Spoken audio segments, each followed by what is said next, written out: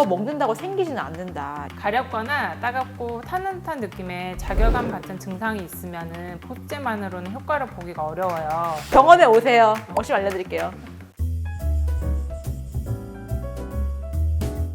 안녕하세요. 산부인과 전문의 김여보 원장. 주일환 원장입니다. 폐경기 영상 1편에서 폐경기 때 몸에 나타나는 변화와 치료 방법에 대해서 간단하게 알아보았는데요.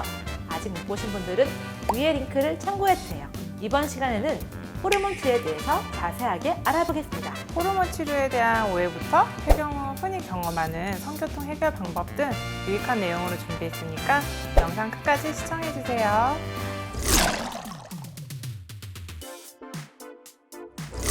네. 진단되지 않는 질출혈이 있었거나 유방암이나 유방암 감정력이 있는 분들 또는 자궁 내막암을 진단받았던 경우 또 혈관에 굳은 핏덩어리가 돌아다니는 혈전 질환이 있으신 분들 즉 심근경색, 뇌경색, 폐쇄전증 등의 치료를 받고 있으신 분들이 있을 수 있고요. 또 심각한 간 수치 상승이 동반된 간질환이나 치료가 되지 않은 담당 질환이 있는 폐경기 여성의 경우에는 호르몬 치료법이 금기로 되어 있습니다. 그리고 유방암이 있는 환자분이라면 호르몬 치료제 사용이 어려울 수 있는데요. 이런 경우 호르몬제보다 덜 효과적이지만 정수가 쓰는 약 중 일부를 쓸 수 있습니다. 보통 제가 설명을 원래 할 때는 병원에서 이거 먹는다고 생기지는 않는다. 있는 걸 키우지만 없는 걸 만들지 않는다고 하긴 하는데 사실 엄밀히 따지면은 유방암이 이제 프로게스테론 성분 때문에 생길 수가 있다고 해요. 그런데 이게 프로게스테론 성분에 따라서 발생 가능성도 차이가 있고 크게 영향 미치지 않는 연구도 있기 때문에 아까도 말씀드렸지만 없는 걸 만들지 않는데 있는 걸 키울 수 있다 말씀을 드릴 거고요. 또 호르몬 치료를 멈추게 되면은 안 발생 가능성은 감소합니다. 피볼론, 리비아를 쓰는 경우에는 프로제스토젠이 없기 때문에 오히려 유방암 위험성이 적습니다. 그리고 유방암 외에 정맥, 혈전, 색전증, 혈관 및 피떡을 맞는 건데 이거나 담당 질환, 난수암 등은 대개 폐경 후 10년 이내 혹은 60세 이전에 호르몬 치료를 시작하면 특별히 문제가 발생하는 경우는 거의 없기는 해요. 호르몬 요법 시작할 때 당시 나이가 많거나 폐경 이후에 10년이 지나서 시작하거나 그런 경우에는 정맥, 혈전, 색전증이 생길 수가 있는데 호르몬 요법 하시게 되시면 오히려 뼈 건강과 심혈관절에 도움이 될 수가 있고 호르몬 요법, 에스트로겐, 프로게스테론 같이 쓴 경우에는 대장, 직장암 발생을 낮추는 효과가 있습니다. 또 폐경이 오면 골다공증이 발생하는 경우가 많은데요. 골다공증이라는 거는 골밀도가 감소해서 외부의 충격에도 쉽게 부러질 정도로 뼈가 약해진 상태를 말하는 거예요. 45세 이후의 여성이라면 매년 골밀도 검사를 하는 것을 추천을 드릴게요. 칼슘과 비타민 D를 꾸준히 복용하고 운동을 통해서 근육량을 증가시키는 것도 뼈 건강에 중요합니다.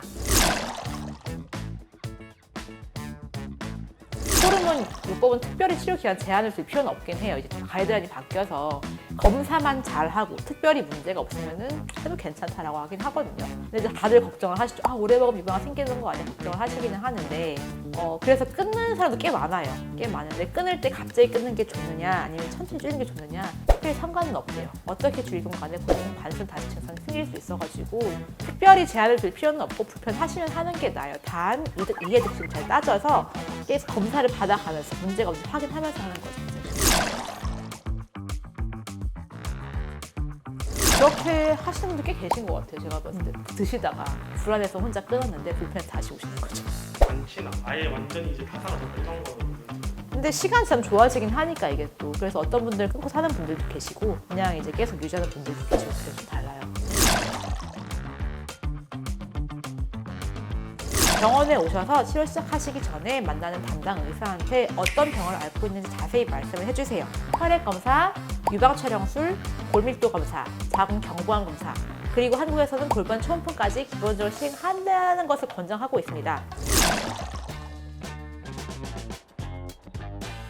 지난번 영상에서 말씀드렸듯이 에스트로겐 분비가 감소되면서 질 탄력이 떨어지고 질 내부가 건조해지기 때문에 성교통이 발생하게 되는데요.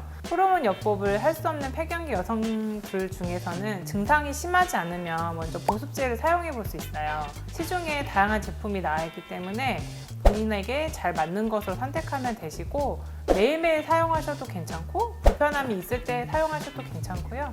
성교통이 너무 심하다면 잠자리 전에 미리 주입을 하시고 이용하시면 증상 호전에 도움이 될 수 있습니다. 가렵거나 따갑고 타는 듯한 느낌의 자결감 같은 증상이 있으면 보습제만으로는 효과를 보기가 어려워요. 이럴 때는 소노케어, 질세라, 질소프라는 시술을 권하게 되는데요. 먼저 질소프는 질 점막에 히알루론산이라는 보습제를 주입해서 촉촉함을 주는 시술을 말해서 쉽게 말하자면 피부과에서 하는 물광주사라고 생각하시면 됩니다. 좀 더 장기간의 효과를 보시려면 초음파 에너지를 이용한 시술을 해볼 수 있습니다.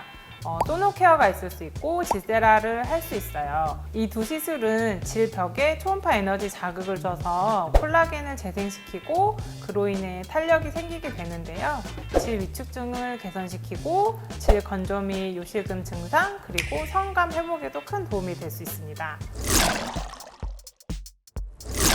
결박 요실금에 관한 약을 드시면서 HMT와 같은 물리적인 치료를 병행하시면 좋습니다. 그리고 소노케어나 질세라 시술도 요실금 증상 개선에 효과를 볼 수 있습니다.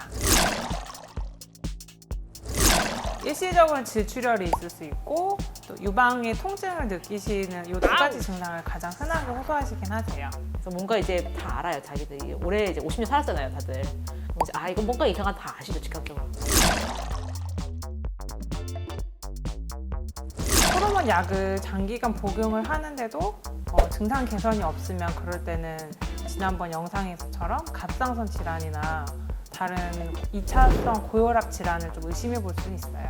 그렇기 때문에 내원하셔서 증상에 대해서 정확한 상담을 하시고 해당 사항이 있는지 없는지를 보시면 될 것 같습니다.